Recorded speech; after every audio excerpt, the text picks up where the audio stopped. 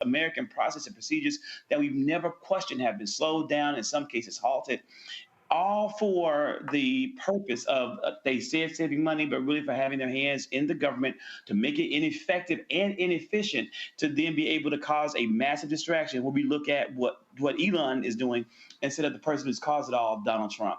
I want to share with your viewers and emphasize to everyone out there, we cannot take our eyes off of the man who has enabled this and who has the power to make it all happen. All of this is the fault of Donald Trump, our president, and the Republican Party. We can't forget that in 2026. We can't forget that in 2028. We have to continuously repeat that over and over so that the American people understand that Elon Musk has no power. Doge has no power. All the power they exercise was given to them by Donald Trump and Republicans in Congress.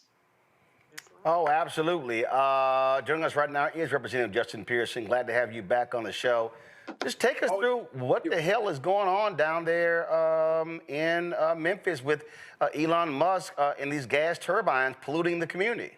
Listen, we have Elon Musk, the richest man in the world, misusing and abusing his authority, his power, and his resources to pollute our air. Memphis and Shelby County has some of the worst air quality in the country. We are an asthma capital in the United States of America, a cancer risk of 4.1 times the national average, and over 17 toxic release inventory facilities already. And now he's trying to build the world's largest supercomputer in Southwest Memphis. It's already operating, and they are now applying for a permit. And there's a public hearing on April 25th, but they're applying for a permit to pollute our air indefinitely and in perpetuity. But they only applied for 15. And now we know from work done by the Southern Environmental Law Center that they have 35 gas turbines. The health department, Shelby County Health Department, hasn't been there one time to visit, hasn't seen it, has not notified the public of what's going on there. And they came into our community on the coattails of the Chamber of Commerce, on the coattails of Mayor Paul Young, Mayor Lee Harris, the Shelby County Health Director, and so many other elected officials who were so excited that Elon Musk was coming to the city that they never thought about the ramifications for the people who live there. This plant is actually being built in my community, in my neighborhood, in 38109, where I went to high school, where my grandmothers, God rest their souls, died from cancer, and where my fiance and I have just bought our first home. And so it's really personal, this fight, but he's using his money to manipulate people, particularly African-American leadership, into hurting and harming our community. How is it there have been no inspections? I take it you've been in conversation with the mayor's office or the city government. What are they saying? Right. So the Shelby County Health Director, Michelle Taylor, who works for Lee Harris, has said they are not allowed to require a permit from them until after a year because of an exception within the Clean Air Act. The only problem, Roland, that Mayor Lee Harris and Shelby County Health Director Dr. Michelle Taylor know, because the Southern Environmental Law Center on several occasions, along with Memphis Community Against Pollution, Young, Gifted, and Green, Protect Our Aquifer, Sierra Club of Tennessee, have told them is that the types of turbines these folks are using do not fit within that exception. They have the power to do something. They made a mistake in not regulating them on day one, and now they're just deciding to continue to go along with what's going on, even though they know better. And that's what's really challenging, because our lives, our lungs, our air quality is being sacrificed for the benefit of this polluter, who with 35 turbines could be the largest polluter of nitrogen oxide, even more than the Memphis International Airport. And so we're seeing that being concerning, as well as another environmental concern is formaldehyde. With 35 turbines, they could actually be putting into the air 16.7 tons of formaldehyde, a cancer-causing carcinogen. This is happening again in Southwest Memphis to a black community, a majority black community, once more, because they think, as Dr. Mustafa Santiago Ali has talked about a lot, that we're a sacrifice zone, that our lives, our lungs don't matter because the profits of this richest man in the world are more important than the people. And we're being told, well, the $30 million, roughly $15 million to the county in taxes is worth our lives. So whose job is to check? And do they care, or is it all about the money? Right. I think it's a lackadaisical, callous attitude toward people who have been suffering for a long time. You don't get to the point where a company can come into our city without anyone, without many of us who are elected even knowing about it, because the mayors, the public utility, sign non-disclosure agreements preventing them from actually talking about this project.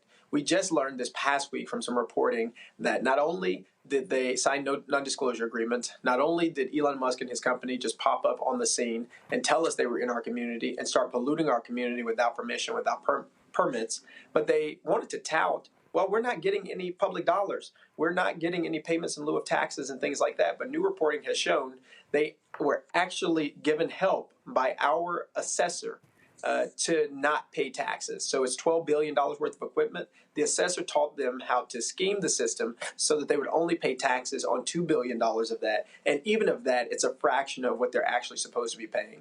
Money is the guiding principle, but it's not money that is going to be to the benefit of the people in Memphis and Shelby County, because the consequence of not having air, which is a human clean air, which is a human right, is immoral, unjust, and so wrong.